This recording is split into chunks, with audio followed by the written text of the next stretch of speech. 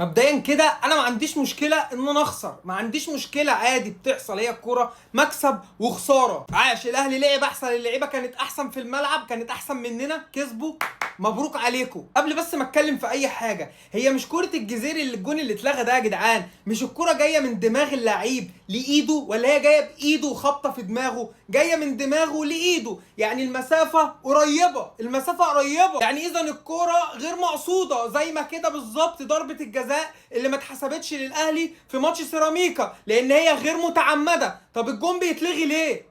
ولا هو كل حكم بيجي يحكم بالقانون بتاعه ولا ايه؟ ما احنا عايزين نفهم. والله ما عنديش مشكله ان انا اخسر، ما اخسر عادي، فيها ايه؟ ما عندهم اسماء، الاهلي احسن مني اصلا، فطبيعي ان هو يكسبني، لكن مش طبيعي ان انا يتلغي لي حاجات تتحسب للخصم اللي بينافسني. ما هو ده مش معقول. كوره كفيله ان هي ترجع الزمالك تاني للماتش، كفيله ان هي تفوق اللعيبه، كفيله ان هي ترجع الروح تاني للفريق، ترجعني للماتش. كان وارد ان انا اخطف جون تاني واتعادل، ليه لا؟ يعني لو انا بتكلم غلط، يعني حد لو بيفهم في القوانين يقول لي كده ان انا بتكلم غلط، طيب يعني حد يطلع يرد علينا.